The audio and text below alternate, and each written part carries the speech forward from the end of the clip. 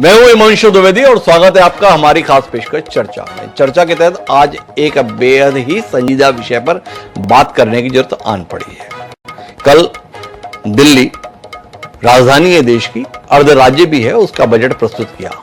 नई मुख्यमंत्री हैं रेखा गुप्ता जी, उनके द्वारा वो बजट प्रस्तुत किया गया और उस बजट के अंतर्गत बहुप्रतीक्षित ऐलान भी किया गया, जिसके तहत दिल्ली में रहने वाली महिलाओं को हर महीने 2500 रुपए मिलेंगे, जैसा कि चुनाव के दौरान वादा किया गया था। दिल्ली भी उस सूची में शामिल हो गया, जहां पर महिलाओं के लिए तथाकथित कल्याण के मद्देनजर उन्हें संबल देने के लिए, सक्षम बनाने के लिए इस प्रकार की योजना चलाई जा रही है। मध्य प्रदेश से शुरू हुआ सिलसिला कर्नाटक, महाराष्ट्र, छत्तीसगढ़, झारखंड और भी तमाम राज्यों से होता हुआ दिल्ली तक पहुंच गया है। दिक्कत यह है कि चाहे कोई भी राजनीतिक दल है और चाहे कोई भी राजनेता है, जब चुनाव का समय आ रहा है तो पूरे उदार मन के साथ ऐलान कर रहा है कि चुनाव जिता भर दो, देखो मैं क्या क्या ना तुम्हारे लिए कर दूंगा। और यह एक सामूहिकता के तौर पर बन गया फलसफा है। दिल्ली चुनाव के दौरान हम देख रहे थे, चाहे वो कांग्रेस हो, चाहे आम आदमी पार्टी हो, चाहे भारतीय जनता पार्टी, सबने अपनी तरफ से ऐलान करने में कोई कोर कसर बाकी नहीं रख छोड़ी थी। इससे पहले महाराष्ट्र के चुनाव के संदर्भ में, छत्तीसगढ़ के संदर्भ में, हरियाणा के संदर्भ में, हिमाचल के संदर्भ में भी इस प्रकार की होड़ लगी थी। लेकिन तमाम ऐलानों के साथ, मुफ्त की योजनाओं के साथ सत्ता पाने में सफल रहे ये राजनेता आजकल ज्ञान देने में जुटे हैं। ये तमाम राजनेता अब अलग अलग मंचों से अपनी बेबसी का रोना रो रहे हैं, खाली खजाने का रोना रो रहे हैं, खराब अर्थव्यवस्था का रोना रो रहे हैं। जिन्होंने सबसे पहले इस प्रकार की योजना की शुरुआत की थी, शिवराज सिंह चौहान, वो अभी किसी मंच से ज्ञान दे रहे थे। इस प्रकार की योजनाओं के चलते प्रदेश, देश संकट में आ जाता है। देश के सम्माननीय प्रधानमंत्री नरेंद्र मोदी तो बुंदेलखंड एक्सप्रेस के लोकार्पण के समय पर इसे देश के लिए खतरा तक बता चुके थे। उन्होंने कहा था कि यह फ्रीबी योजना देश के लिए बेहद घातक है। लेकिन वही प्रधानमंत्री नरेंद्र मोदी भी एंट्री देते हुए दिखे कि आप भाजपा को सत्ता में लाओ, 8 मार्च से हर महिला को 2500 रुपए मिलेंगे। ताजा मामला जिसके चलते हम यह बात करने के लिए आज मजबूर हैं, वो तेलंगाना से जुड़ा हुआ है। तेलंगाना में कांग्रेस की सरकार है और सरकार के मुख्यमंत्री रेवंत रेड्डी। तेलंगाना को एक समृद्ध राज्य के तौर पर देखा जाता है। वो रेवंत रेड्डी सार्वजनिक रूप से इस बात का रोना रोए कि हमारे लिए अब काम करना बेहद मुश्किल हो गया। उन्होंने बताया कि तेलंगाना की मासिक आय तकरीबन 18,500 करोड़ है, जिसमें से वेतन भत्तों पर ही 6,500 करोड़ रुपए खत्म हो जाते हैं और जो कर्ज राज्य के ऊपर है उसके ब्याज के भुगतान पर भी 6,500 करोड़ खत्म हो जाते हैं। तो कुल मिलाकर लोक कल्याण और विकास के लिए कुल जमा 5,500 करोड़ महीने के बचते हैं और 5,500 करोड़ में भी अधिकांश जो राशि है वो ये मुफ्त की योजनाओं में चली जा रही है। सीधी बात ये कि एक सरकार की मूलभूत जिम्मेदारी स्वास्थ्य, शिक्षा, सुरक्षा और साथ साथ विकास, इसके लिए राशि बच ही नहीं पा रही है। तो आज हम इसी पर बात करेंगे। मुफ्त के ऐलान, सरकारें परेशान। हमारे साथ इस गंभीर विमर्श का हिस्सा बनने के लिए 4 खास मेहमान जुड़ रहे हैं, उनसे आपका परिचय कराएं और देश के सम्मुख इस सबसे बड़ी चुनौती के संदर्भ में कुछ गंभीर विमर्श करें। उससे पहले समय है आज के विचार सूत्र का। हमारा आज का विचार सूत्र सत्ता के चरित्र को व्यक्त करते हुए, हमारा विचार सूत्र यह कहता है कि इससे कोई फर्क नहीं पड़ता कि कौन शासन करता है। इससे कोई फर्क नहीं पड़ता कि कौन शासन करता है, क्योंकि सदा व्यापारी ही शासन चलाते हैं। थॉमस फुलर ने क्या कमाल की बात यह कही थी। तो जब व्यापारी अगर शासन चलाएगा तो कुल मिला के लाभ हानि से ऊपर उठ कैसे पाएगा। इस बात को ध्यान में रखते हुए अपनी चर्चा को आगे बढ़ाते हैं। हमारे साथ इस चर्चा का हिस्सा बनने के लिए 4 खास मेहमान हैं। हमारे साथ कैप्टन इंद्रजीत सिंह जी हैं, प्रवक्ता हैं भारतीय जनता पार्टी के।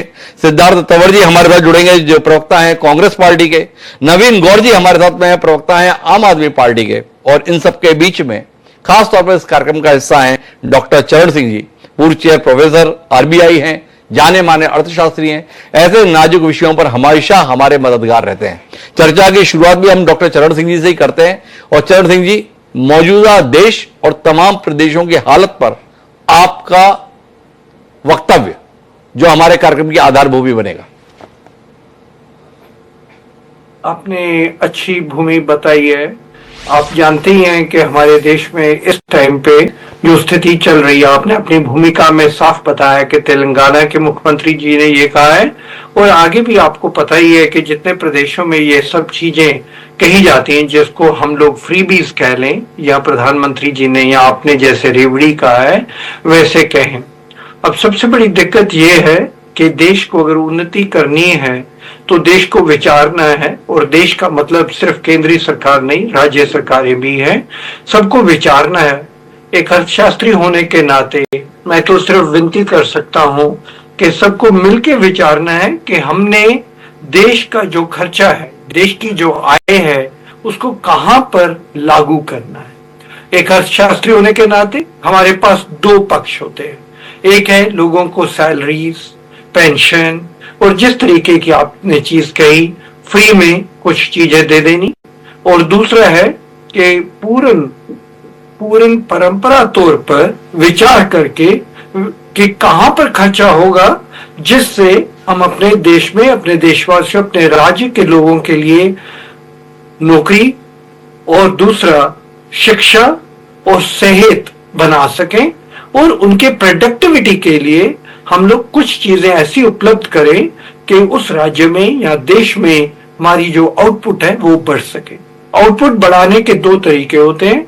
एक हमारा लेबर, जो हम सब लोग हैं, उनमें क्या कुशलता है, स्किल फॉर्मेशन, और हेल्दी लेबर, ताकि वो आउटपुट दे सके, और दूसरा कैपिटल, पूंजी लगे, ताकि वो जो सेहतमंद कर्मचारी हैं वो ज्यादा से ज्यादा उत्पादन कर सके। अब जितने भी विकसित देश हैं उनमें अगर देखा जाए तो उनका जो कैपिटल एक्सपेंडिचर होता है या होना चाहिए वो ज्यादा होता है। हमारे देश में भी प्रयत्न किया गया कोविड के दौरान भी कि कैपिटल एक्सपेंडिचर बढ़ाया जाए। कैपिटल एक्सपेंडिचर का मतलब कि फैक्ट्रियां लगे, सड़कें लगे, पोर्ट्स बने, एयरपोर्ट्स बने, ये सारी चीजें जो सहूलत दे कि प्रोडक्शन और आगे बढ़े। एक्सपोर्ट प्रोसेसिंग जोन्स बने, इकोनॉमिक जोन्स बने, एमएसएमईज को फायदा दिया जाए, ताकि लेबर अच्छा कुशल बने, सेहतमंद हो, कैपिटल आए और उत्पादन बढ़े।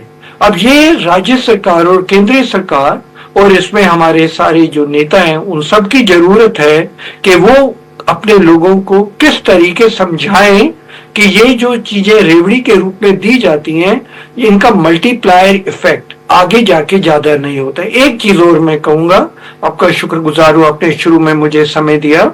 एक चीज मैं कहनी चाहूंगा कि देखिए, हमें सबको, एक अर्थशास्त्री होने के नाते बता रहा हूं, हमें सबको यह सिखाया जाता है अर्थशास्त्रियों को कि जो गति है, प्रगति है, ये इंटरजेनरेशनल चलनी चाहिए। मेरी अपनी जीवन काल में मेरे बच्चों के, पोता के, आगे पड़ पोतों को इस ग्रोथ का फायदा होना चाहिए। हमारे देश में जो हम 3000 साल तक बहुत विकसित थे, दुनिया भर में हमारा लोहा था, हमारी दुनिया की टोटल जो इनकम होती थी 30% के करीब हमारे अकेले देश का होता था। उसका कारण यही था कि पीढ़ी दर पीढ़ी हम लोग 3000 साल तक एकदम विकसित रहे थे, सबसे अमीर थे, इसीलिए लोग दुनिया भर से हमें ढूंढने आते थे कि भारत जाना है। अभी वो हालात नहीं रहे। अभी दुनिया की 2 से 3% टोटल इनकम का हिस्सा हम है। अमेरिका 25% है, चाइना करीब 15% है। हम बहुत पिछड़ गए। इस दौरान हमारा खर्चा कहाँ होना चाहिए?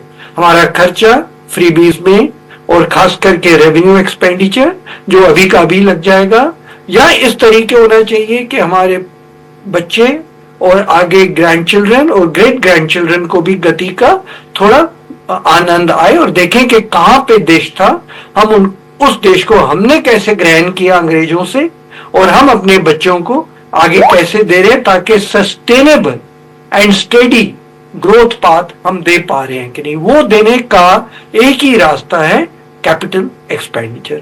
वो हम लोग सिर्फ केंद्रीय सरकार नहीं, केंद्रीय और राज्य सरकार सबको मिलकर बढ़ाना पड़ेगा। वो हम सबको बढ़ाना पड़ेगा। डॉक्टर जयवंत सिंह साहब, आपका ये कहना है, पर एक नजरिए पर आपकी टिप्पणी चाहिए। लोग बोलते हैं लोगों के हाथ में पैसा पहुंचाओ तो अर्थव्यवस्था को गति आएगी। इसलिए तरीका निकाल दिया है, अपने आधार कार्ड लाओ, लिंक करो, वोट दो और हर महीने राशि आना अपने अकाउंट में सुनिश्चित करो। कितना मुफीद है ये आने वाली पीढ़ी के संदर्भ में।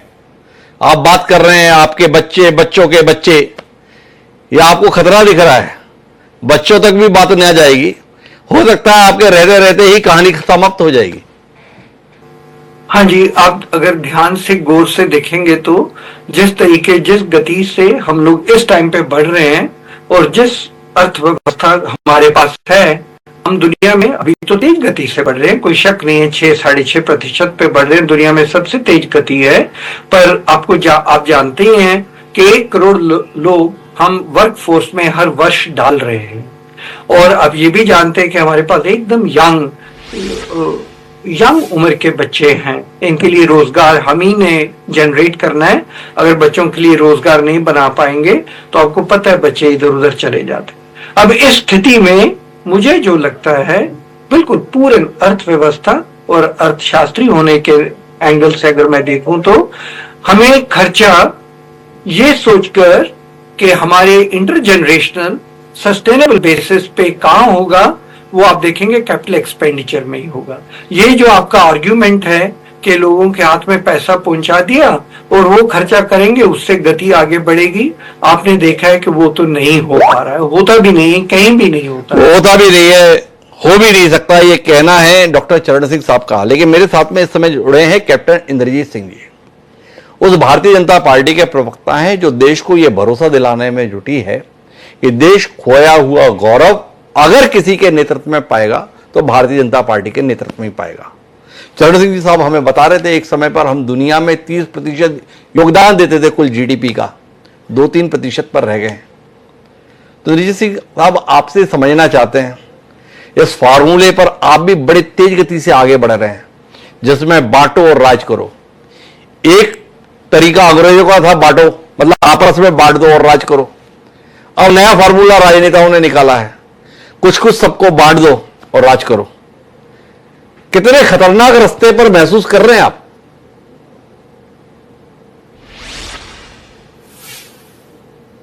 नजरिया होता है, अपना अपना तरीका होता है। हमने इस तरह की योजना पहले भी दी है अन्य प्रांतों में। मध्य प्रदेश में हमारी इस तरह की योजना बहुत समय से चल रही है और बहुत सकुशल हमने चलाई है। तो ये एक तरीका होता है। अब जिन सरकारों का सिर्फ इसके नाम पे घोटाले और बंदर बांट करना है तो वहां तो फिर आप सोचिए, हमने मध्य प्रदेश को जब हम आए थे कांग्रेस से सरकार हमारी जब बनी थी आज से 20 साल पहले मध्य प्रदेश में, तो सबसे बीमारू राज्य मध्य प्रदेश गिना जाता था, जहां ना तो लाइट थी ना पानी था, कुछ भी नहीं था। आज मध्य प्रदेश किसी क्षेत्र में, लाइट के क्षेत्र में, शिक्षा के क्षेत्र में सबसे अव्वल क्षेत्र गिना जा रहा है। तो ये हमारी सरकार के कार्यकाल में हुआ और वहां पर इसी तरह की हमने सारी योजना चलाई है। जैसे लाडली बहना है, पहले लाडली बिटिया थी, तो ये हमारी सारी योजना शुरू से चल रही है। माननीय शिवराज सिंह ने शुरुआत करी थी और आज दिन तक वो चल रही है। पर इंद्रजीत जी आप थोड़ा मेरे विषय के साथ जोड़ने की कोशिश कीजिए। जिन शिवराज सिंह ने ये योजनाएं शुरू की थी मुख्यमंत्री पद से हटने के बाद, अभी 1 महीने पहले ही बता रहे थे ये फ्री में बांटना बड़ा खतरनाक है, बहुत दिक्कत है, वोट के चक्कर में कर तो देते हैं पर बाद में हालत बड़ी खराब हो जाती है। और जिस मध्य प्रदेश की सफलता की कहानी आप बता रहे हैं, हर 15 दिन में नया कर्ज लेने की कहानी अखबार में छपती है। क्या कहते हैं, कर्ज लो और मस्ती से घी पियो, चल जाएगा देश और प्रदेश। देखिए, कर्ज लेना तो एक सभी सरकारें, कोई ऐसी सरकार नहीं जो कर्ज ना ले रही हो, किसी का काम नहीं चल रहा है, हर सरकारें लेती हैं। हमारी सरकार तो फिर भी इतना विकास कर रही है और उसका पैसा वहीं से निकाल रही है। मगर शुरुआत किसने करी इसकी, आप ये बताइए ना। ये जो फ्री की रेवड़ी है, शुरुआत कहां से हुई जी? आज जनता उसकी हैबिचुअल हो चुकी है। एक कोई नया नवेला आएगा और वो फ्री की रेवड़ियों के ऊपर सरकार बना लेगा और फिर पूरे प्रांत की जो है ना उसको गश्त में लेकर डाल देगा। अब दिल्ली का मैं बताता हूं, शुरुआत दिल्ली से हुई इस तरह की फ्री की रेवड़ी। तो इन्होंने फ्री की रेवड़ी के चक्कर में पूरी दिल्ली को जो है ना गड्ढे में डुबो दिया। अब देखो दिल्ली की क्या हालत हो, हमने जब आज हमने दिल्ली को संभाला है तो दिल्ली की क्या हालत हमने पाई है कि जमुना सर बिल्कुल सड़ी हुई थी, रोडें टूटी हुई थी, पीने का पानी था नहीं, तो कोई क्षेत्र में यहाँ काम नहीं किया है। तो ये क्या है कि फ्री की रेवड़ी के नाम पे लूट करते हैं।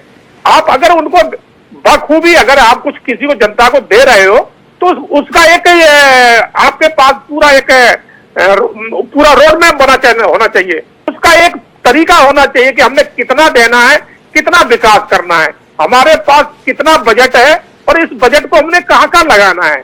तो तरीका ये होता है। तो तरीका ये हो सकता है कैप्टन इंद्रजीत सिंह जी ने कहा, पर आखिरी में इंद्रजीत जी इस बात पर इत्तेफाक रख रहे हैं कि रेवड़ी से होती तो गड़बड़ है, पर उन्होंने कहा ये कि किसने शुरू किया और सीधे आम आदमी पार्टी पर नारियल फोड़ दिया।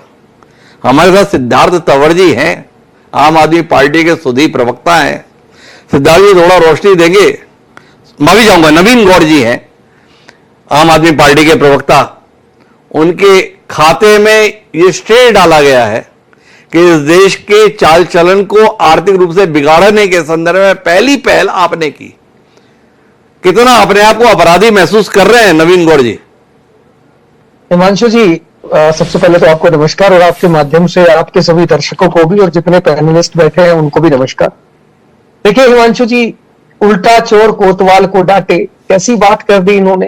ये बड़ा इन्होंने प्रचारित किया मध्य प्रदेश को। मैं इनसे पूछना चाहता हूं और इनको बताना चाहता हूं कि 96,000 करोड़ रुपए का कर्जा था मध्य प्रदेश के ऊपर, आज 3,65,000 करोड़ का कर्जा है। राजस्थान में जहां पर आप सरकार चला रहे हो वहां पर लगभग 5 लाख करोड़ रुपए का कर्जा है। उत्तराखंड में लगभग 80,000 रुपए का कर्जा है। दिल्ली की तो इकलौती सरकार थी हिंदुस्तान की। जब जीडीपी की रिपोर्ट आई तो जीडीपी की रिपोर्ट में बताया कि दिल्ली हिंदुस्तान की इकलौती सरकार है जो मुनाफे में चलती है। आपने तो आज शिक्षा का बजट भी घटा दिया। आपने आज आपने जो बजट रखा उसमें आपने स्वास्थ्य का बजट भी घटा दिया। तो आपको सरकार चलाने का कितना तजर्बा है दिल्ली के आपकी जो नेतृत्व है उसको, वो आज आपके बजट से स्पष्ट हो जाता है। दूसरी बात रही फ्रीबीज की, तो जब आप खुद देते हो तब तो वो लाभकारी योजनाएं हो जाती हैं और लेने वाले लाभार्थी हो जाते हैं। जब आम आदमी पार्टी देती है तो वो रेवड़ियां हो जाती हैं और जो लाभकारी होते हैं वो लाभार्थी होते हैं, वो लोभार्थी हो जाते हैं। तो आपको भारतीय जनता पार्टी को थोड़ा अपने गिरेबान के अंदर झांकना चाहिए, इनको थोड़ा चिंतन करना चाहिए, विचार करना चाहिए कि एक ऐसी इकलौती हिंदुस्तान की सरकार जो मुनाफे में चली, और आप जितनी भी सरकारें चला रहे हो आप उन हर सरकार को कर्जे के अंदर लेके जा रहे हो, चाहे वो गुजरात की सरकार हो, चाहे वो मध्य प्रदेश की सरकार हो, चाहे वो राजस्थान की हो, चाहे हरियाणा पे 3.5 लाख करोड़ का कर्जा है। 70,000 करोड़ का कर्जा था जब आपकी सरकार बनी हरियाणा के अंदर, आज 3.5 लाख करोड़ रुपए का कर्जा है। और आप कहते हो दिल्ली की सरकार ने जो काम कर दिए हैं, आम आदमी पार्टी की सरकार ने जो काम करे हैं, उनको अगर आप सही तरीके से चला पाए वही आपके लिए बहुत बड़ी बात है। नवीन जी एक बात बताइए, हिंदुस्तान वो देश रहा जिसमें मेहनत की कमाई खाना, पसीने की कमाई खाना, इसे बड़े सम्मान के साथ देखा गया, गर्व के साथ देखा गया, इसे मनुष्य जीवन की सार्थकता के तौर पर देखा गया। क्या आप इत्तेफाक नहीं रखते हैं कि हम इस देश की उस गौरवशाली परंपरा को पूरा बदल देने के लिए तत्पर हैं? हम लोगों को मुफ्त का खाने का बनाना चाहते हैं। हम जरूरतमंद को नहीं बल्कि जिससे हमें वोट लेना है उसको लाभान्वित करने के लिए प्रयत्नशील है। जिस देश में कानूनी तौर पर यह अपराध है कि आप नोट के बदले वोट नहीं ले सकते, उस वोटर को गारंटी दे रहे हैं अभी नोट नहीं मिल रहा है पर वोट दे दो तो हर महीने नोट मिलेगा। कमोबेश इस फार्मूले पर अब देश की सियासत को ला दी है। क्या कहते हैं नवीन गौड़ जी? पार्टी को जाने दीजिए, इस राजनीति की नए जो स्वरूप को हम देख रहे हैं, इस पर आपकी टिप्पणी। देखिए हिमांशु जी, आपने बिल्कुल सही कहा कि नोट के बदले वोट नहीं होना चाहिए, ऐसा कानून हमारे देश में है। बावजूद इसके राजनीतिक दल केवल राजनीतिक लाभ लेने के लिए इस प्रकार की जो है अनाउंसमेंट करती है। उसमें प्रधानमंत्री जी आते हैं। सबसे पहले तो 2014 में उन्होंने कहा था कि 15-15 लाख रुपए वो दे देंगे हर एक नागरिक को। तो नोट के बदले वोट करने की जो राजनीति है वो गलत है, परंतु जनता को वो एमिनिटीज देना बहुत अनिवार्य है, चाहे वो शिक्षा हो, चाहे स्वास्थ्य हो, चाहे बिजली हो और पानी हो। और इनके साथ साथ रोजगार सबसे महत्वपूर्ण है। और देखिए दिल्ली के अंदर अरविंद केजरीवाल की आम आदमी पार्टी की सरकार ने क्या किया, सबसे ज्यादा किसी भी प्रदेश में सबसे ज्यादा अगर स्टेट मिनिमम वेजेस है तो वो दिल्ली के अंदर है। और इसका लाभ ये हुआ हिमांशु जी, आपको जान के भी अच्छा लगेगा हिमांशु जी, लाभ ये हुआ कि दिल्ली के अंदर जो प्राइवेट ऑर्गेनाइजेशंस है, उन प्राइवेट ऑर्गेनाइजेशन का अट्रिशन रेट किसी भी प्रदेश के कंपैरेटिवली कम है। वहां पर अट्रिशन नहीं होता, लोग नौकरी छोड़ के नहीं जाते हैं, लोग सस्टेन करते हैं अपनी नौकरी में। आप बात करिए हरियाणा की, हरियाणा में जहां अट्रिशन रेट, चाहे वो मानेसर हो, चाहे गुड़गांव हो, चाहे फरीदाबाद हो, किसी भी इंडस्ट्रियल बेल्ट की अगर आप बात करेंगे और वहां के अट्रिशन रेट को अगर आप कंपेयर करेंगे किसी भी अगर आप दिल्ली से कंपेयर करेंगे, आसपास भी स्टैंड नहीं करता हिमांशु जी। तो आम आदमी पार्टी की दिल्ली सरकार ने न केवल अपने लोगों को अच्छी शिक्षा, अच्छा स्वास्थ्य दिया, बल्कि इसके साथ साथ एक रोजगार का ऐसा अवसर भी थोड़ा विषय पर रहिए नवीन गौड़ जी, आपने क्या काम किया था ये विषय नहीं, हम कहां जा रहे हैं इस पर बात कर रहे हैं। आप स्कूल पर काम कर रहे थे, आप स्वास्थ्य पर काम कर रहे थे, आप आईटी के क्षेत्र में काम कर रहे थे, पर इस चुनाव में आपने फोकस किस पे किया? आप वो सब भूलकर आप भी उस होड़ का हिस्सा बने थे जिसमें ये वादा कर रहे थे चुनाव जिता दो, सरकार में फिर ला दो, हर महिलाओं को 2100 रुपए मिलेंगे। जानना ये चाहता क्यों इस रास्ते पर जाने के लिए मजबूर हो गए आप? स्वास्थ्य शिक्षा को छोड़ हर एक महिला को पैसा दे दूंगा, बस सरकार में बनाए रख दो। नवीन नहीं, देखिए हिमांशु जी, आम आदमी पार्टी ने शिक्षा के विषय में अद्वितीय काम करा। आम आदमी पार्टी ने इसके साथ साथ ये भी कहा कि हम स्वास्थ्य व्यवस्थाओं को और अच्छा करेंगे। आम आदमी पार्टी ने इसके साथ साथ ये भी कहा कि हम शिक्षा व्यवस्था को भी और अच्छा करेंगे, स्वास्थ्य व्यवस्था को भी और अच्छा करेंगे। और जमुना में जो काम हम अधूरे नहीं कर पाए पिछले 10 साल के कार्यकाल में, जो काम नहीं हो पाए हैं, अधूरे कामों को भी पूरा करेंगे। तो सारी चीजें थी, केवल ये कहना कि भाई वही एक गौर साहब मेरी बात का समुचित उत्तर देने के लिए तैयार नहीं है। वो ये बता रहे हमने बाकी चीजें भी कही थी, पर सवाल ये है कि वो चीजें इतनी कमजोर क्यों हो गई कि आप भी उसी होड़ में लग गए जिसमें नोट वोट के बदले देने की गारंटी आ रही थी। सिद्धार्थ तंवर जी मेरे साथ में है, वो भी इस फार्मूले से लाभान्वित लोगों की सूची में शामिल है। कर्नाटक में सरकार हो चाहे हिमाचल में सरकार हो, मुफ्त के खेल के साथ ही कांग्रेस भी सत्ता में आने में सफल रही।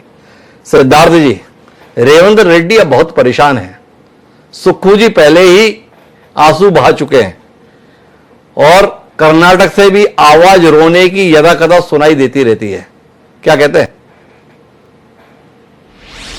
देखिए, जो भी योजना है उसको क्रियान्वयन करने के लिए जो है ब्यूरोक्रेसी काम करती है, उसको धरातल पर लाने के लिए अफसरशाही काम करती है। और हम केंद्र की सरकार में नहीं है, हम राज्य की सरकार में है। जीएसटी में जो शेयर है वो हर राज्य का भी होता है। केंद्र जो पैसा इकट्ठा करता है टैक्स के रूप में और अन्य मदों के अंदर, वो समय समय पर राज्य को देने की बारी आती है। अब बजट आता है, बजट में जो फंड का एलोकेशन होता है वो उसमें बंदरबाट होती है, अपने राज्यों को ज्यादा फंड दिया जाता है और विपक्षी राज्यों को कम फंड दिया जाता है। ये मैं नहीं कह रहा हूं, ये आंकड़े भी कह रहे हैं। वोटर अपनी उम्मीद पर वोट देता है, उस उम्मीद को पूरा करना मैं मानता हूं राज्य सरकार की पूरी जिम्मेदारी है। परंतु जब ऊपर से केंद्र में बैठी हुई सरकार से बंदरबाट से पिक एंड चूज करके जब फंड डिस्ट्रीब्यूशन होगा, जीएसटी का जो कलेक्शन है उसका डिस्ट्रीब्यूशन होगा और नई योजनाओं को विपक्षी प्रदेशों में नहीं दिया जाएगा तो योजनाओं को क्रियान्वयन करने में कुछ समस्या हो सकती है। मैं बिल्कुल डिनाई नहीं करूंगा। रही बात योजनाओं के अब क्रियान्वयन की, आ जाते हैं भारतीय जनता पार्टी पर। भाजपा ने मैं दिल्ली का निवासी हूं। दिल्ली के अंदर अभी 3 महीने, 1 महीना पहले ही रिजल्ट आया है, लगभग 2 महीने हो चुके हैं रिजल्ट आए, अब 8 तारीख को हो जाएंगे 2 महीने। जब ये भारतीय जनता पार्टी दिल्ली में आई, इन्होंने वादा कर दिया कि हम 500 रुपए में सिलेंडर देंगे, होली दिवाली पर सिलेंडर देंगे। होली जा चुकी है, ना सिलेंडर का कुछ पता है, ना 500 वाले सिलेंडर का कुछ पता है। 2500 रुपए हम हर महिलाओं को देंगे। इनके अभी भी दिल्ली के अंदर सड़कों पर इश्तेहार लगे हुए हैं इनके उम्मीदवारों के, सब पर लिखा हुआ है हर महिला को 2500 रुपए मिलेंगे, परंतु अब वो उसमें कंडीशन अप्लाई कर रहे हैं ना। सिद्धार्थ जी, मैं थोड़ा माफी के साथ बीच में हस्तक्षेप कर रहा हूं। मेरा सवाल आपसे इस बात को लेकर है कि क्या इस देश के राजनीतिक दल केवल अपने दल हित को ही महत्व देंगे या देश के संदर्भ में भी कुछ विचार करने के लिए तत्पर होंगे? क्या आपका निजी अनुभव इस बात पर विचार करने के लिए बाध्य नहीं करता कि यह मुफ्त का खेल अब बंद होना चाहिए? होड़ चल निकली है। कोई 3000 रुपए में धान खरीदने का वादा करता है तो दूसरा 3500 रुपए का दावा कर देता है। कोई महिलाओं को 1000 रुपए महीने का देने का दावा कर रहा है तो 2000 रुपए महीने का दावा करने लगा है। कोई 2 सिलेंडर होली दिवाली पर देना चाहता है तो कोई ईद पर जो है 3 सिलेंडर देने की बात कर रहा है। क्या आपको नहीं लगता है सिद्धार्थ तंवर जी कि सत्ता में आने की खातिर हम अपने आने वाली पीढ़ियों को और इस देश के भविष्य को दोनों के साथ खिलवाड़ करने के लिए तत्पर हो चुके हैं, चाहे दल कोई भी क्यों ना हो? देखिए, जब देश के धन्ना सेठों के कर्जे माफ हो सकते हैं, उनके लिए देश में पैसा है, उनको बैंक के उनके लोन वेव ऑफ हो जाते हैं सीधा, जिसमें करोड़ों करोड़ों रुपए की बातें होती हैं, करोड़ों करोड़ों रुपए के लोन होते हैं। जब वो माफ होने के लिए इस देश के पास अगर पैसा उपलब्ध है, इन सरकारों के पास, केंद्र में बैठी हुई सरकार के पास, तो फिर धरातल पर कोई भी पार्टी हो, योजनाओं को लागू करने के लिए केंद्र का सहयोग बहुत जरूरी है। जब धन्ना सेठों के, उद्योगपतियों के, अपने दोस्तों के कर्जे माफ होने के लिए इस देश के पास पैसा है और उनको कर्जे दिए जा रहे हैं, तो फिर धरती पर, इस धरातल पर योजनाओं को लागू करने के लिए भी पैसा उपलब्ध करवाना केंद्र सरकार की भी जिम्मेदारी है। केंद्र सरकार की जिम्मेदारी, सिद्धार्थ तंवर जी का कहना है। मैं चरण जी आपसे इस विषय पर रोशनी चाहता हूं। यह दलील कई स्तर पर आती है। पूंजीपतियों की कर्ज माफी के लिए पैसे की कमी आड़े नहीं आती, पर अगर आम जन के लिए, केवल गरीब नहीं कह सकते क्योंकि जिस प्रकार की योजनाएं हैं उसमें सभी को लाभान्वित करने की बात कही जाती है, उसके संदर्भ में कर्ज की, पैसे की, रेवड़ी की, फ्री की बात होती है। इसमें कितनी सच्चाई है? कितना कर्ज माफ कर दिया है? और दोनों में अगर संतुलन की बात करें तो कहां खड़े हैं हम? इस पर थोड़ा रोशनी दीजिए ना। ये बहुत अच्छी बात आपने पूछी और इस पे मैं काफी देर से लिख भी रहा हूं और बार बार एक चीज कह रहा हूं कि 1947 से लेके आज तक हम लोगों ने जो ग्रोथ किया था वो ज्यादातर सरकार के कंधे पे किया था। सरकार खर्चा करती थी और हम लोग ग्रोथ करते थे, जिसको आप सोशलिस्ट पैटर्न या मिक्स्ड पैटर्न ऑफ सोसाइटी कह के इकोनॉमिक मॉडल जो था वो था कि सरकार ज्यादा खर्चा करेगी और ट्रिकल डाउन होगा और बाकी सबको फायदा होगा। पिछले करीब 20-25 वर्षों से हमने कहा नहीं, दुनिया भर में socialist pattern, mixed economy fail हो गई है, हम लोग थोड़ा दूसरी साइड जाएंगे और हम लोग प्राइवेट सेक्टर को थोड़ा उत्साहित करेंगे और प्राइवेट सेक्टर को भी बोलेंगे कंधे से कंधा मिलाकर देश की गति और देश की प्रगति के लिए काम करें। तो प्राइवेट सेक्टर भी सामने आया और प्राइवेट सेक्टर को हमने उत्साहित भी किया।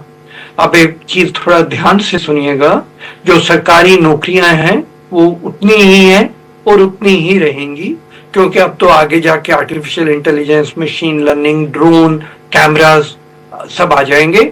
तो जो कर्मचारी है, पुलिस है, फौजी हैं, सिविल सर्वेंट्स हैं, उनकी उतनी जरूरत भी नहीं रहेगी। आपको पता है यूके ने ऑलरेडी सिविल सर्वेंट्स को कम करना शुरू कर दिया। बात यह है कि प्राइवेट सेक्टर को जहां तक रोजगार का सवाल है योगदान देना ही पड़ेगा और प्राइवेट सेक्टर के कंधे पे ही आगे गति होगी। हम लोग भी जो अमेरिका, कनाडा, यूके, यूरोप जाते हैं वहां पर प्राइवेट सेक्टर आगे आगे चल रहा होता है, सरकार एकदम पीछे सुंगड़ कर बैठी होती है। अब प्राइवेट सेक्टर जॉब्स बहुत क्रिएट करता है, प्रोग्रेस भी प्राइवेट सेक्टर में ज्यादा होती है, एक्सपेंडिचर एफिशिएंसी भी प्राइवेट सेक्टर में ज्यादा होती है, जोखिम भी प्राइवेट सेक्टर ज्यादा लेता है। जब इस किस्म के जोखिम प्राइवेट सेक्टर ले रहा होता है तो इनके जो कर्जे माफ होते हैं, कौन कर्जे माफ कर रहा होता है? बैंक उनको कर्जे दे रहा है, बहुत ज्यादा कर्जे दे रहा है, उनमें से कुछ कर्जे माफ हो जाते हैं। अब मैं तो आप जानते ही हैं बैंकिंग इंडस्ट्री के साथ काफी जुड़ा रहा हूं, अलग अलग पहलू पे, कमर्शियल बैंक में रहा हूं, रिजर्व बैंक में रहा हूं, बाहर भी रहा हूं और फिर पिछले 5 वर्ष में चेयरमैन था Punjab Sind bank public sector bank का। आपको मैं एक बात अपने उससे कह सकता हूं, जब बैंक कर्जा माफ करता है बहुत सोच समझ के माफ करता है, उस पर काफी गहराई से विचार किया जाता है। ऐसे ही कर्जा माफ नहीं हो जाता है कि जी हमारा मित्र है इसका कर्जा माफ कर दो, बहुत ज्यादा जवाबदेही होती है। विजिलेंस डिपार्टमेंट पूरा बैठा नजर टिकाकर होता है कि आपका कितना कर्जा माफ कर रहे हो, क्यों कर रहे हैं। आपको ये चीज सोच के रखनी है। आप तो खास करके सारे नेता हैं और हमारे देश की नीतियां बनाते हैं और आप ही के पास लोग रोजगार के लिए शिकायत लेके जाते हैं, तो जितने भी नेतागण हैं उनको विचारना है कि हमने कितना प्राइवेट सेक्टर को बदनाम करना है और प्राइवेट सेक्टर के ऊपर कीचड़ उछालना है। मेरी अपनी एक अर्थशास्त्री होने के नाते इस उम्र में, अब मेरे को तो कोई जॉब की जरूरत नहीं है, तो मैं तो किसी की वो प्राइवेट सेक्टर के वो नहीं हूँ, किसी पे जॉब पे नहीं हूँ, पर मैं आपसे एक रिक्वेस्ट कर रहा हूँ कि अगर नेता जो नीतियां बनाते हैं और जो जाके लोगों को फिर कहते हैं कि आपके लिए जॉब उपलब्ध कराएंगे, उनको सोचना है कि जॉब फ्यूचर में कहाँ से आएंगे। अगर प्राइवेट सेक्टर से आएंगे तो आपको प्राइवेट सेक्टर को उत्साहित करना ही पड़ेगा, और अगर आप प्राइवेट सेक्टर को उत्साहित करेंगे जो जोखिम ले रहे हैं, तो जहां जहां पर गलती होती है, अपने बच्चों को भी हम माफ करते हैं जब गलती हो जाती है, उसी तरीके प्राइवेट सेक्टर को भी जहां जहां पर गलती होगी माफ करना पड़ेगा और आगे उनको समझाना पड़ेगा कि इस रास्ते पे मत जाइए। चरणजीत, आपने 2 किस्म की बातें कही। एक भावनात्मक रूप से आपने बात कही और दूसरी सिद्धांत रूप में बात कही, लेकिन मुझे आपसे आंकड़ों के तौर पर भी बात की अपेक्षा है। बात बार बार आती है, अपने उद्योगपति मित्रों के तो कर्ज माफ करने के लिए पैसा रहता है, आम जनता के लिए पैसा नहीं है, गरीब के लिए पैसा नहीं है, जरूरतमंदों के लिए पैसा नहीं है। मैंने आपसे जानना यह चाहा था कि पिछले 1 दशक में इस देश की हुकूमत ने कितने 1000 करोड़ का कर्जा अमीरों का माफ कर दिया, इसके संदर्भ में कोई आंकड़ा है क्या? और इन लाभान्वित योजनाओं के संदर्भ में, जिन्हें हम फ्री भी कहें या कुछ भी कहें, उस पर कितना हम खर्च कर रहे हैं, इसके संदर्भ में कोई अध्ययन, कोई आंकड़ा आपके माध्यम से क्या दर्शकों के बीच में प्रस्तुत हो सकता है? तो मैं 2 मिनट लगाऊंगा आपको आंकड़ा ढूंढ के देने में, पर आंकड़े हैं ये सारी चीजों पे। तो मैं आपके पास वापस लौटूंगा डॉक्टर जलोढ़ी साहब, लेकिन मैं इंद्रजीत जी आपके पास वापस आता हूं। भारतीय जनता पार्टी के साथ में यह बात जोड़ी जाती है कि वो इस भारतीय संस्कृति की सबसे बड़ी पैरोकार है, पक्षकार है, उस गौरवशाली संस्कृति को बनाए रखने, सहेजने और बढ़ाने के लिए प्रयत्नशील है। तो आपसे जानना चाहता हूं कि हमारे यहां तो कर्म की प्रधानता रही है। हमारे यहां सरकारें पहले काम के बदले अनाज जैसी योजना चलाती थी, बदला हुआ स्वरूप आया तो भले ही यूपीए की सरकार थी, पर मनरेगा लेकर आई, जिसके अंतर्गत काम के बदले आपको एक निश्चित राशि मिलने की गारंटी थी, 100 दिन की गारंटी थी। आपको ये योजनाएं नहीं भा रही हैं, आपको भी भा रहा है तो कुछ मत करो तो भी आपको पैसा मिल जाएगा, यह मुफीद लग रहा है। इस परिवर्तन पर कुछ दृष्टि देंगे इंद्रजीत जी? देखिए हिमांशु जी, बहुत एक अच्छी बात है कि मनरेगा जो योजना थी वो कौन नहीं जानता कि सिर्फ घोटालों की जननी थी और सही कुछ नहीं था, क्योंकि उसमें जो पैसा था वो आज जो लाभान्वित होने वाला उसके व्यक्ति के खाते में नहीं जाता था, वो क्षेत्र में पहले सरकार पे जाता था, सरकार फिर क्षेत्रीय जो डीएम होता था उसके पास भेजता था, वो जो है वो आगे पंचायती लोग हैं उनके पास भेजा था। मतलब लाभ हम जिसको लाभ होना है उसका उस तक पहुंचते पहुंचते भी राजीव गांधी ने कहा था अपने शासन काल में कि हम यहाँ से अगर 1 रुपए भेजते हैं पहुंचते पहुंचते 15 पैसे हो जाते हैं, तो वो होता था। मगर आज हमारी जब से हमारी सरकार आई है 2014 से, आपने देखा होगा कि हम जिसका पैसा भेजते हैं सीधा उसके खाते में जाता है। इसलिए हमने जन धन अकाउंट खुलवाए थे। कांग्रेस यूपीए का शासनकाल में आपने देखा नहीं था, सिर्फ पूंजीपतियों के लिए बैंक हुआ करती थी, बेचारे गरीब के लिए तो बैंक नहीं होती थी। कोई नॉर्मल छोटी पूरी सैलरी वाला। थोड़ा अपन विषय पर रहते हैं, यह आरोप प्रत्यारोप का नहीं, एक गंभीर विषय पर विमर्श का दौर है। मनरेगा के संदर्भ में आपने लीकेज को रोक दिया जनधन खातों के माध्यम से। तो मनरेगा जब शुरू हुई थी तो 100 दिन के काम की गारंटी थी। 365 दिन होते हैं, 365 दिन में 300 दिन के काम की जरूरत एक आम व्यक्ति के संदर्भ में महसूस की जाती है। आपने पिछले 11 साल के शासनकाल में मनरेगा के अंतर्गत कितना बजट बढ़ा दिया, कितने काम के दिवस बढ़ा दिए। यूपीए 100 दिन की गारंटी दिया था, क्या आपने उसे 150-200 दिन में तब्दील किया? क्यों आप काम के स्थान पर मुफ्त में बांटने की होड़ में जुट गए? ये सवाल है, इसका कोई उत्तर है? क्या आपको लगता है मनरेगा में काम करके वोट की गारंटी नहीं है? वोट की गारंटी तो मुफ्त में ही है, जनता मुफ्त के बदले में ही कमिटेड होगी। इसलिए काम का प्रलोभन सत्ता में बने रहने की गारंटी नहीं है, इसलिए आपको उससे परहेज है। नहीं मनीष जी, मनरेगा का अगर आप तो देखें तो जो हमने बताया मनरेगा वही था कि जो इनके फाइलों के अंदर कोई तालाब खोदता था मनरेगा के अंदर, और दूसरा डीएम आता था उस तालाब को कहता था कि ये बंद करा दो। वो फाइलों में ही सब कुछ होता था मनरेगा में, मगर धरातल पे कुछ नहीं होता था। हमारे शासन काल में अगर हम योजना जो दे रहे हैं तो वाकई में उसमें काम हो रहा है और उसका पैसा सीधा लाभार्थी के खाते में पहुंच रहा है, बीच में कोई बिचौलिया नहीं है। इनके मनरेगा हो इनकी चलाई हुई थी योजना थी, ये सिर्फ खाने के तरीके। हमारे यहाँ ऐसा नहीं है। हम कौन सा ऐसा तरीका जिसमें आपने काम के संदर्भ में काम की गारंटी के साथ में पैसे मिलने की गारंटी दी है? चलिए बताइए। बिल्कुल, जहां काम हो रहा है वो पैसा जा रहा है। जो हम ये पैसा दे रहे हैं इसमें डायरेक्ट जो लाभार्थी के खाते में पहुंच रहा है क्या? भाई कैप्टन इंद्रजीत सिंह साहब, मैंने सवाल किया कौन सी ऐसी योजना आप चला रहे हैं जिसमें आपने काम की गारंटी दी है और बदले में लोगों को पैसे मिल रहे हैं? भाई आपने लाडली बहना योजना चलाई है, बिना काम के पैसे मिल रहे हैं, गारंटी है। जिसका भी नाम योजना में शामिल है हर महीने पैसे आते हैं, बिल्कुल आते हैं, कोई शक की बात नहीं है। सिलेंडर की योजना है, जिनके नाम लिखे हुए जहां सिलेंडर की योजना लागू कर दी है, मिल जा रहे हैं। काम करिए और काम के बदले पैसे लीजिए। इसके संदर्भ में कौन सी योजना है जो आप हमारे बीच में साझा करने जाएंगे? देखिए ये कमाल का काम हम लोग कर रहे हैं।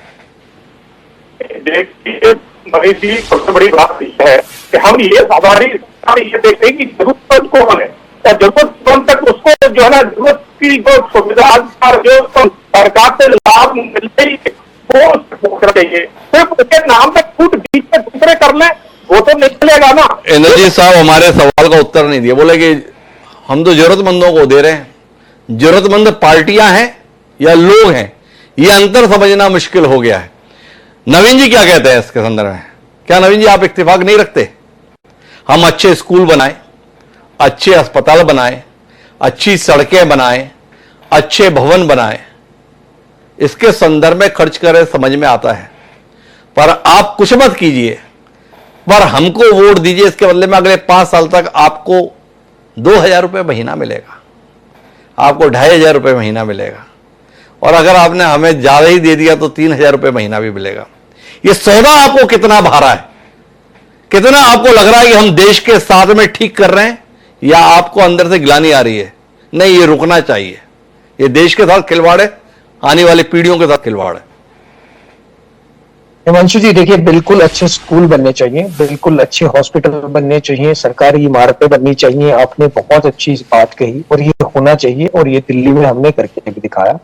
और मुझे ये भी लगता है, ये मेरा व्यक्तिगत विचार है कि ये कहीं ना कहीं वेरी भी करता है स्टेट टू स्टेट। दिल्ली में आम आदमी पार्टी ने निःशुल्क बिजली दी, आज तक हमने कभी नहीं सुना था कि किसी दूसरे राज्य में किसी दूसरी पार्टी ने किसी सरकार ने कहीं निःशुल्क बिजली दी हो या पानी निःशुल्क दिया हो। आम आदमी पार्टी ने बिजली भी निःशुल्क दी, पानी भी निःशुल्क दिया और उसके साथ साथ अच्छी शिक्षा और अच्छे स्वास्थ्य की व्यवस्था दिल्ली की जनता के लिए करके दी। तो और बावजूद उसके दिल्ली ने जो सरकार चलाई वो मुनाफे की सरकार चलाई।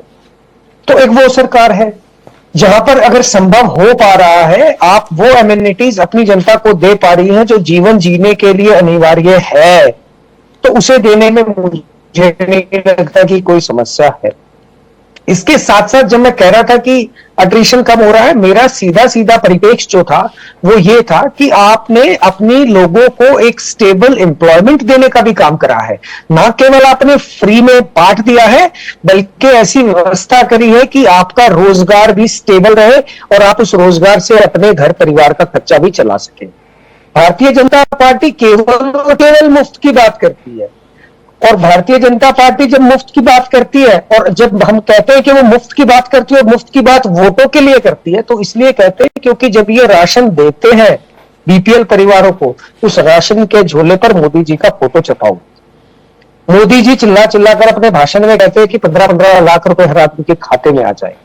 ये भारतीय जनता पार्टी कई राज्यों में लाडली बहना के नाम से या अन्य किसी नाम से ये इस प्रकार से स्कीमें चला रहे हैं, और ऐसे राज्यों में चला रहे हैं जो राज्य ऑलरेडी कर्जे में है, कर्जा लगातार बढ़ा है और ऐसे कर्जा लगातार बढ़ा है। नवीन गौड़ जी बार बार इस बात पर मुद्दे कि देखो दिल्ली में हमने एक प्रॉफिट मेकिंग सरकार चलाई है, पर दिल्ली एक अलग परिस्थिति के साथ अस्तित्व में आया हुआ प्रदेश है और पूर्णकालिक प्रदेश भी नहीं है। उस अंतर के साथ में देश को लेकर बात हो रही है। नवीन जी, बात केवल दिल्ली की नहीं हो रही है। चरण जी, आप कुछ हस्तक्षेप करना चाहेंगे आंकड़ों के संदर्भ में, या मैं आगे की बातचीत के लिए सिद्धार्थ जी के पास जाऊं? हाँ, मैं अभी तक 2 आंकड़े आपके लिए लेके आ सकता हूं। एक तो है कि 16 लाख करोड़ का पिछले दशक में सरकार ने पूंजीपतियों का माफ किया है, वो उन्होंने पार्लियामेंट में बताया है। पर अगर आप सब्सिडीज देखें, कितनी सब्सिडीज पूरी जनता में दी जा रही हैं, जिसमें फूड सब्सिडी वगैरह सब कुछ है, वो करीब 41 लाख करोड़ की पिछले दशक में दी गई है।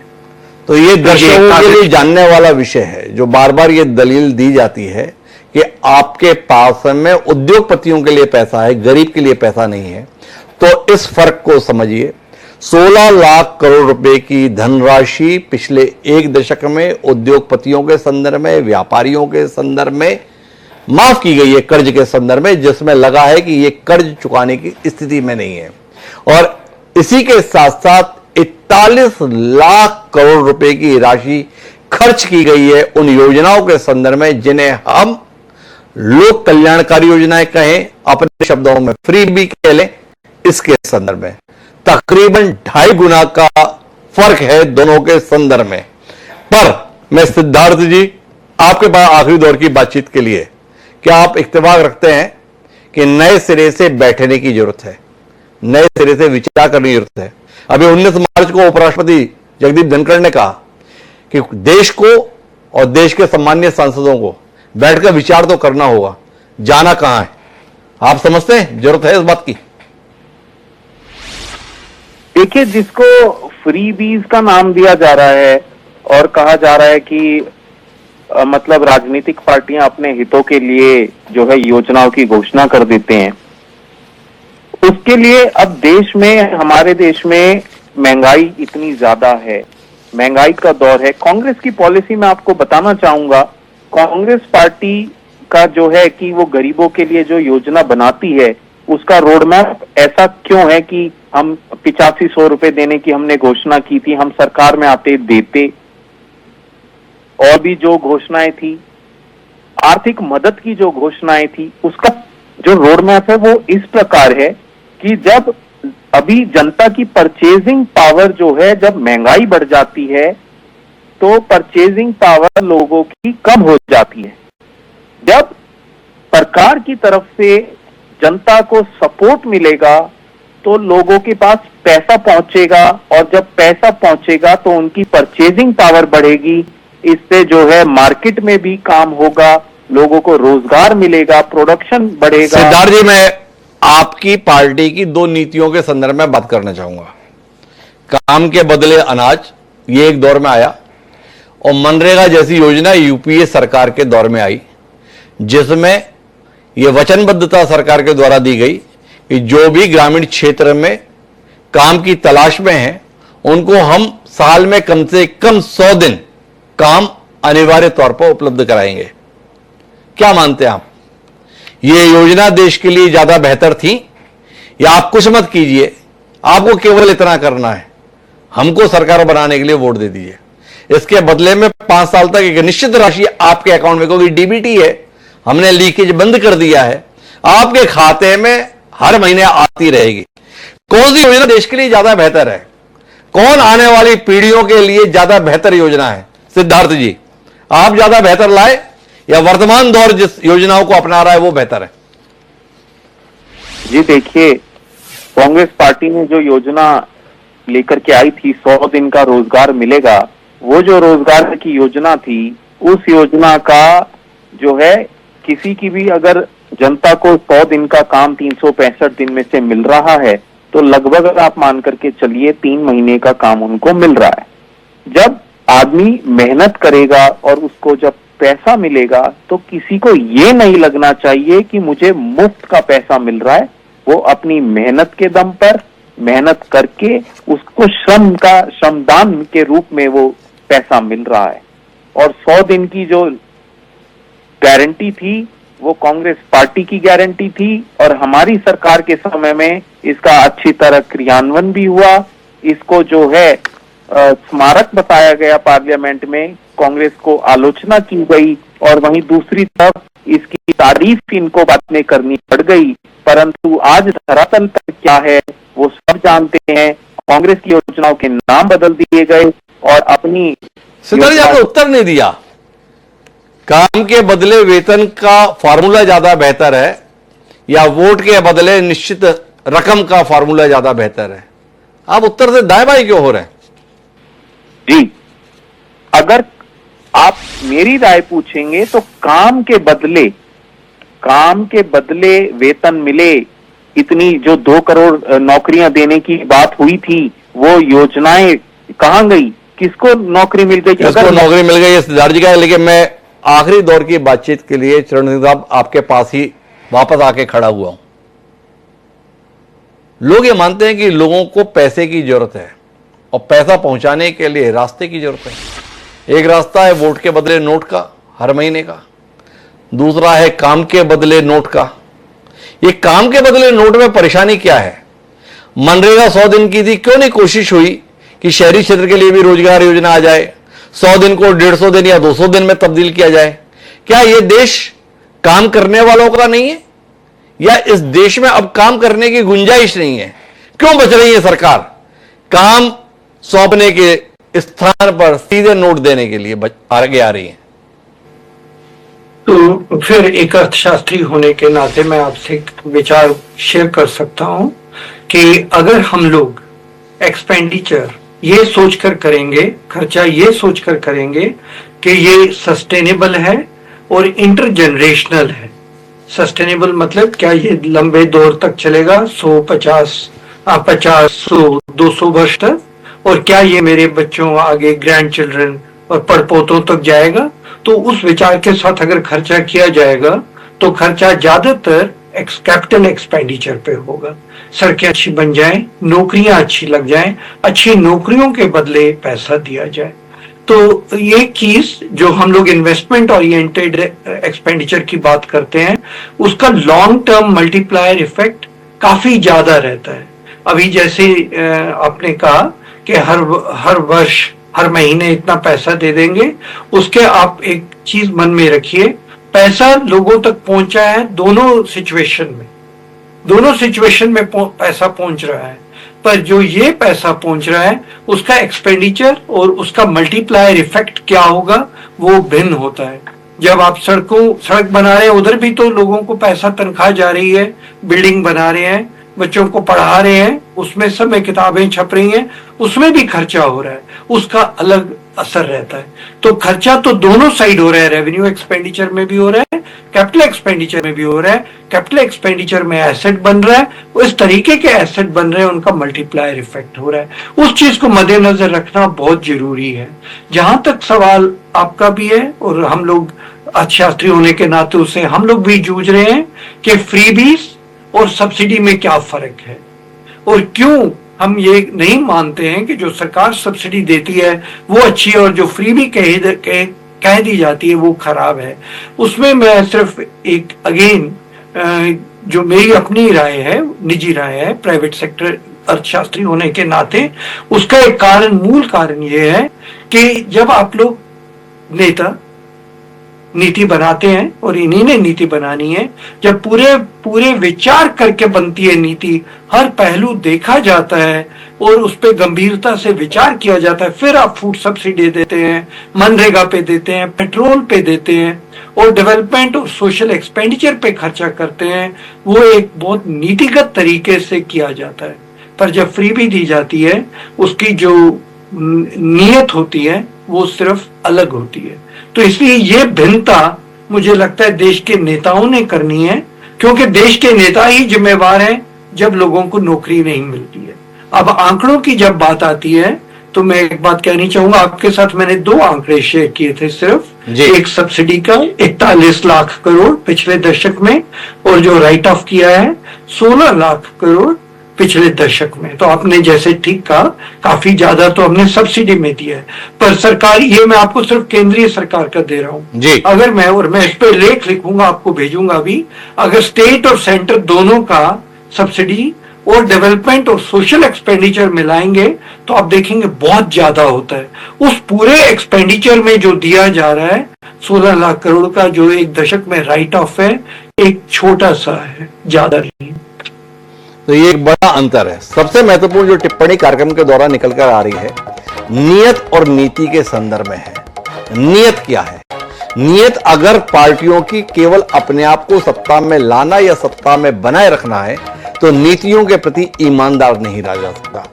अगर नीति सही है तो उसके लिए सबसे बुनियादी जरूरत है नियत का ठीक होना है, और नियत है देश और आने वाली पीढ़ी को लेकर सचेत रहने का। अगर हम केवल सत्ता में बने रहने के लिए तात्कालिक रूप से पैसे लुटा देंगे तो आने वाले समय में देश को कहां ले जाकर खड़ा कर देंगे, इस पर विचार करने की जरूरत है। क्या देश के जिम्मेदार राजनीतिक दल और राजनेता गंभीरता से इस विषय पर एक राय होकर कोई नई नीति देश के सम्मुख लेकर आएंगे? ये सवाल है। आने वाला समय इसका उत्तर देगा। लेकिन आप सभी मेहमानों का बहुत बहुत धन्यवाद हमारे साथ इस गंभीर विमर्श का हिस्सा बनने के लिए। समय है अब आज के शेर का।